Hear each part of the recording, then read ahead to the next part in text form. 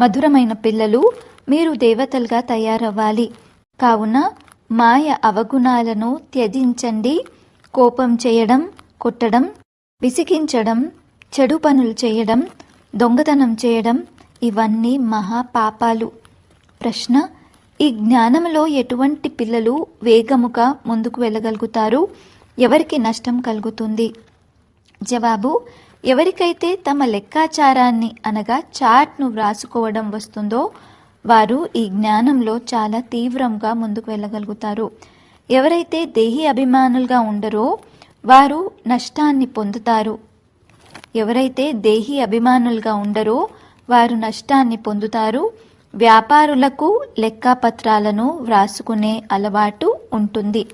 వారు ఇక్కడ కూడా వేగంగా ముందుకు వెళ్ళగలుగుతారు. గీతము: ఓ ప్రాణి, మనసు అనే దర్పణంలో నీ మొహమును చూసుకో. ఓం శాంతి.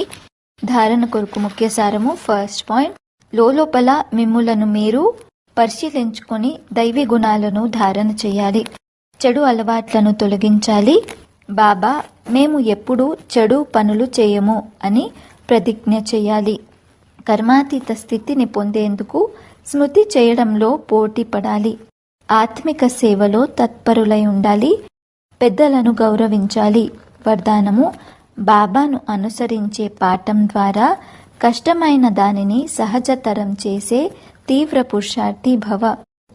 కష్టమైన దానిని సహజం చేయడము లేక చివరి పురుషార్థంలో సఫలతను ప్రాప్తింపజేసుకునేందుకు మొట్టమొదటి పాఠము బాబాను అనుసరించడము.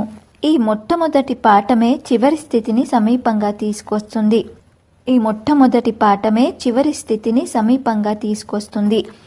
ఈ పాఠం ద్వారా పొరపాట్లు లేని వారిగా ఏకరసముగా మరియు తీవ్ర పురుషార్థులుగా అయిపోతారు. ఎందుకంటే ఎప్పుడైతే అనుసరించేందుకు బదులుగా మీ బుద్ధిని నడిపిస్తారో అప్పుడే కష్టమనిపిస్తుంది. దీని ద్వారా తమ సంకల్పాల వలయంలో తామే చిక్కుకుపోతారు. ఆపై సమయం పడుతుంది మరియు శక్తి కూడా అవసరమవుతుంది. అనుసరిస్తూ ఉన్నట్లయితే సమయము మరియు శక్తి రెండు పొదుపవుతాయి, జమ అవుతాయి. స్లోగన్: సత్యత మరియు స్వచ్ఛతను ధారణ చేసేందుకు మీ స్వభావమును సరళంగా చేసుకోవాలి. సత్యత మరియు స్వచ్ఛతను ధారణ చేసేందుకు మీ స్వభావమును సరళంగా చేసుకోండి.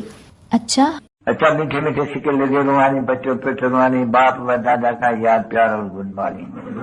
मीठे मीठे रुहानी बच्चों पे रुहानी बाप की नमस्ते।